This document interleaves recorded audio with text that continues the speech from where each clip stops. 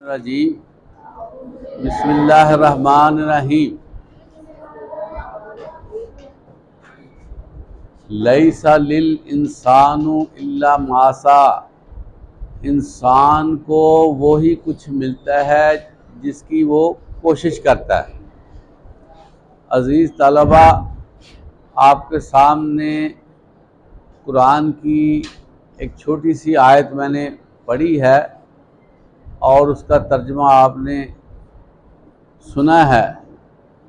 اس آیت میں اللہ تعالیٰ نے یہ فرمایا ہے کہ انسان کو وہی کچھ ملتا ہے جس کے لیے وہ تگ و دو کرتا ہے، جس کے لیے وہ محنت کرتا ہے۔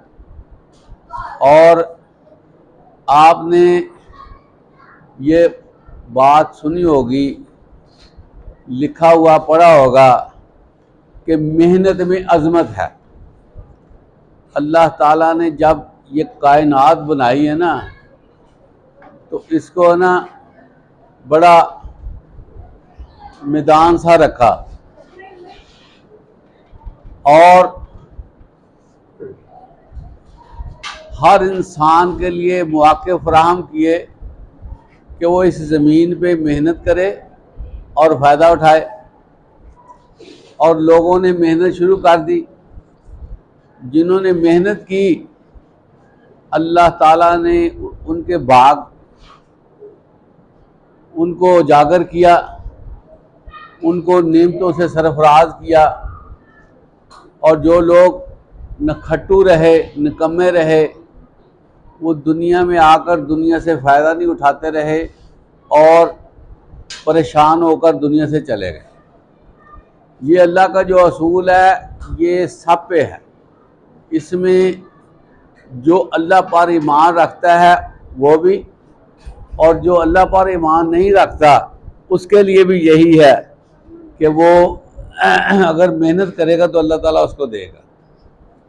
اس لیے عزیز طلبہ، اللہ تعالیٰ نے زمین کو کشادہ کیا ہے، اب ہم نے اس میں محنت کرنی ہے۔ اور انسان کے اندر اللہ تعالیٰ نے یہ چیز اندر رکھ دی ہے کہ جو بندہ محنت کرتا ہے نا، اس کو اللہ تعالیٰ خوشی بھی دیتا ہے۔ اور جو بندہ محنت کرتا ہے اس کا وقت بھی اچھا صرف ہوتا ہے۔ اور جو محنت کرتا ہے اللہ تعالیٰ اس کے بدلے اس کو خوشیاں بھی دیتا ہے، مال کی صورت میں خوشیاں دیتا ہے، انعام کی صورت میں خوشیاں دیتا ہے۔ اور اس کی جو زندگی ہے وہ ان لوگوں کی نسبت آسان ہو جاتی ہے جو محنت نہیں کرتے۔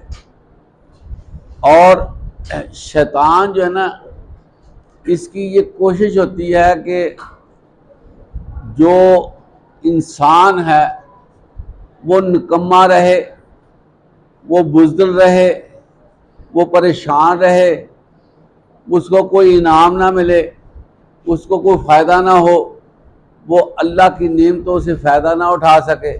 یہ شیطان کی کوشش ہے۔ اور ہم میں سے بہت سے لوگ شیطان ہی کی پیروی کرتے ہیں اور اچھے طریقے سے کام نہیں کرتے۔ کام نہ کرنے کی وجہ سے ہمارے جو مقاصد ہوتے ہیں نا وہ پورے نہیں ہوتے۔ مقاصد پورے نہ ہونے کی وجہ سے ہم اپنی منزل مقصود تک نہیں پہنچتے۔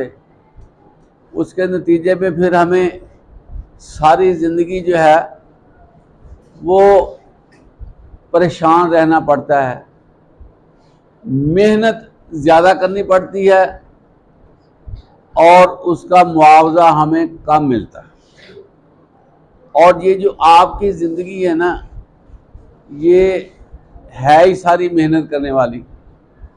جتنی آپ محنت کریں گے آپ اتنا ہی اچھا پڑھیں گے، آپ کے نمبر بھی اچھے آئیں گے اور آپ جو ہیں وہ جلدی ہی اپنے منزل مقصود تک پہنچ جائیں گے۔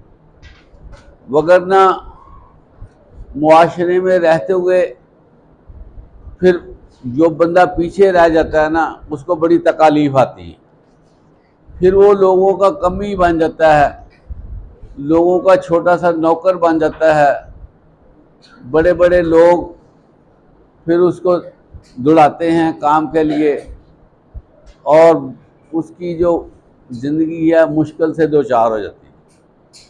اس لیے آپ کوشش کریں کہ ابھی سے اپنے آپ کو تیار کریں اور محنت کی طرف اپنا دھیان دیں، کیونکہ اللہ تعالیٰ نے یہ نظام بنا دیا ہے کہ جو بندہ محنت کرتا ہے اللہ تعالیٰ اس کو اس کا انعام دیتے ہیں۔ عربی کا ایک محاورہ ہے، من جدہ فواجدہ، جس نے چاہا اس نے پا لیا۔ اب چاہنے کے لیے کوشش ضروری ہے۔ اگر آپ محنت کریں گے تو آپ کو سمجھ آئے گی کہ کیا بات ہے، جب ہم محنت نہیں کریں گے ہمیں پتہ نہیں چلے گا۔ آپ لوگوں کو سمجھانا ضروری ہے کہ آپ لوگ جو ہے نا گھروں میں جا کر بھی پڑھا کریں اور ایک ٹائم ٹیبل بنا کر چلیں۔ کوشش کریں آپ عزیز طلبہ کہ جو مغرب سے عشاء تک کا وقت ہے نا یہ تقریباً 2 گھنٹے کا ہوتا ہے، تو اس میں اکثر لوگ اس وقت کو ضائع کرتے ہیں، کہتے ہیں چلے کوئی نہیں ابھی شام ہوئی ہے۔ وہی جو 2 گھنٹے ہوتے ہیں نا وہ بندے کی زندگی بدل سکتے ہیں۔ آپ لوگ کوشش کر کے نا کم از کم مغرب سے عشاء تک ضرور پڑھا کریں، تاکہ جو ہے نا آپ کو نا تعلق بنے آپ کا کتابوں کے ساتھ۔ عزیز طلبہ، جو بچہ کتاب گھر جا کر نہیں کھولتا نا اس کا اسکول میں آنا، یہاں پیریڈ پڑھنا، سبجیکٹ کو دیکھنا فائدہ نہیں دے سکتا جب تک بندہ گھر جا کر نہ پڑھے۔ اس لیے آپ لوگ جو ہے کوشش کیا کریں اسکول میں بھی دل لگا کے پڑھا کریں، استاد کی باتیں سنا کریں، جو استاد کہتا ہے اس کو رف کاپی پہ لکھا کریں اور اس کو بعد میں اصل کاپی پہ منتقل کیا کریں، تاکہ آپ کا ادھر آنے کا مقصد پورا ہو۔ وگرنہ یہ مقصد آپ کا پورا نہیں ہونا، والدین نے بھی پریشان ہونا ہے، آپ نے بھی پریشان ہونا ہے، اور زندگی جو ہے نا وہ ضائع ہونے کا امکان ہوتا ہے۔ تو میں امید رکھتا ہوں کہ آپ لوگ یہاں بھی اچھے طریقے سے پڑھیں گے اور گھر جا کر بھی آپ اچھے پڑھیں گے، تاکہ یہاں آنے کا آپ کا مقصد پورا ہو۔ اللہ تعالی ہمیں وقت کی قدر کرنے کی توفیق عطا فرمائے۔ وآخر دعوانا الحمدللہ رب العالمین۔